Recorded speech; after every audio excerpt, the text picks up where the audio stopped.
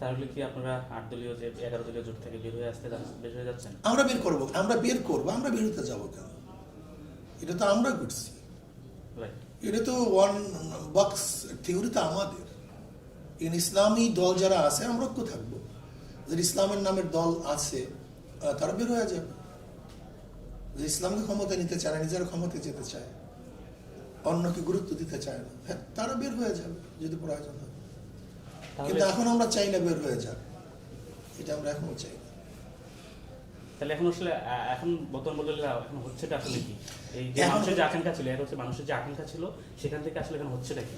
আকাঙ্ক্ষাটাকে আমরা মানে জলাঞ্জলি দিচ্ছি ক্ষমতার লোভে, এটাকে ধ্বংস করে ফেলতেছে ক্ষমতার লোভে। যে আমি ক্ষমতায় যাবো, অন্য কাউকে না, আমি হামকে বাবু ডাঙ্গুর নিস, আমি বড়, অন্য কেউ বড় না, অন্য কেউ শোনা কেউ। অথচ দেখা যায় আজকে এনসিপির কি আছে, তারপর আমরা তাদের গুরুত্ব দিই। এর কারণ এটাই তো নিয়ম, কিচ্ছু না থাকলে আমরা গুরুত্ব দিই। বিএনপি যাদেরকে ছাড় দিছে, ওখানে বিএনপি যাদেরকে ছাড় দিচ্ছে তাদের কি সম্ভাবনা আছে?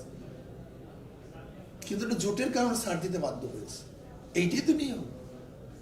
তা সেখানে বিগত আমরা দেখেন ঢাকায় যে জনসমাবেশ হয়েছে, সেখানে কিন্তু আমাদের জনসমাবেশ বড় হয়েছে সবাই বলে। কেন, মানুষ তো ফাঁকা ফাঁকা এক জিনিস, রাস্তায় এক জিনিস, গ্যাদারিং ভিন্ন জিনিস। এবং 5 দলীয় মানে আমাদের 8 দলীয় যে জনসমাবেশগুলি বিভাগে হয়েছে, সেগুলি তো আমাদের পার্সেন্টেজ কাউন্সিল কাউন্সিলর বেশি ছিল, প্রত্যেকটা বেশি ছিল। সেখানে দেখা যায় যে ইসলামী আন্দোলন বাংলাদেশ সহ আমরা তো অন্যান্য জোটগুলি আছি, তাদের ব্যাপারে জামাত মনে করে তারা এককভাবে ক্ষমতায় চলে যাবে, এরকম তাদের মধ্যে একটা ভাব চলে আসছে, যেটা আদৌ আমি মনে করি যে এটা ঐক্যের জন্য আদৌ ঠিক না।